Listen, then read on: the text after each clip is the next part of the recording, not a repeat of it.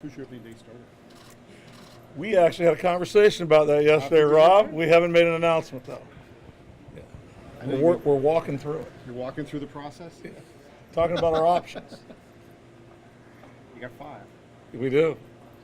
And we've got 2 openers, right? Actually, we're going to open 3 times. I think we're opening Wrigley as well. So we'll see how that plays out. When you look at we'll probably be in front of this, though, probably sooner than later. Okay.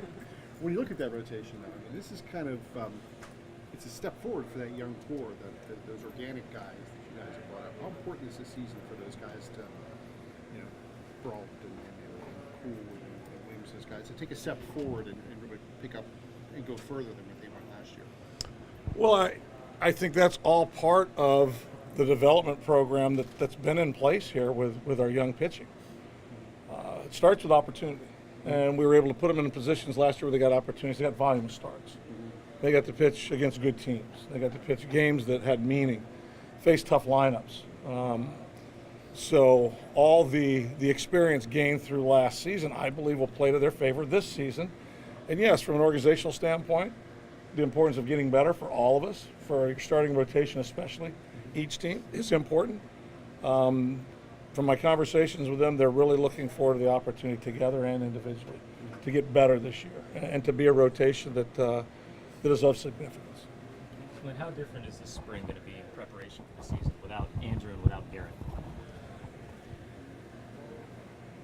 Different than, other than those 2 men aren't here.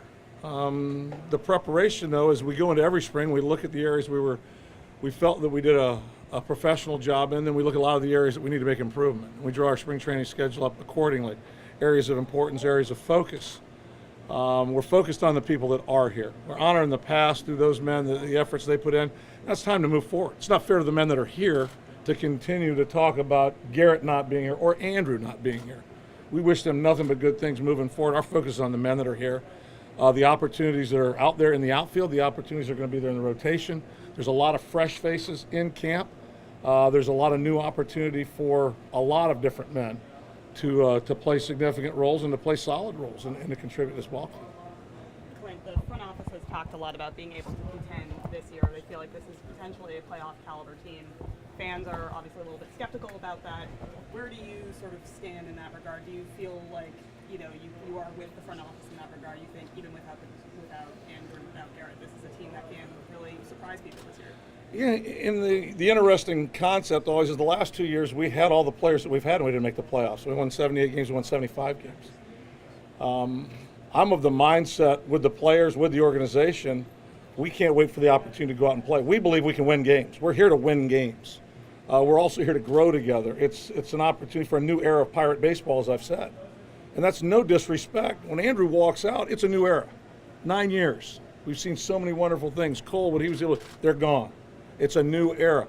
There's been men that came before Garrett and Andrew that did significant things. These guys honor the past, own the present. That's the cool thing about this group.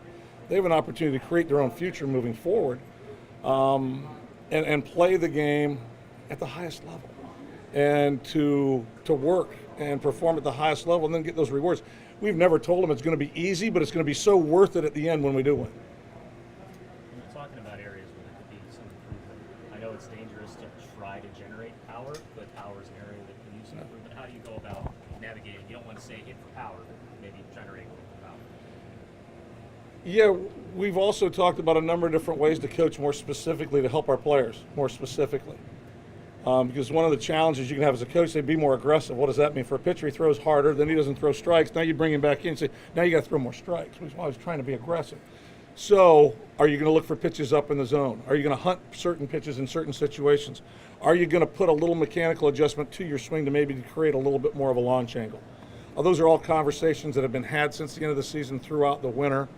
You can implement drill work. You can show them different video. There's a lot of new video to grab on hitters that have done this and had significant upside to them. We got a guy in camp right now that made some tweaks to his offensive approach in Moran over last season that had significant results from what he had had before. Talk to him about it. He's going to have conversation and share how he embraced it, how he went about it. Power is something I do believe we have more in-house of when we get our players out on the field with more consistency as well. as I said last year, that was a big handicap for us, is the inability of us, many of the guys, to mount up and take the field. You miss Marte for 80. Gong never comes back. Polanco's out 3 times. Cervelli's out. There's a lot of home runs or power that are absent from that equation just in and of itself. Having one full season. Sorry, Bill, you can go. No. Okay.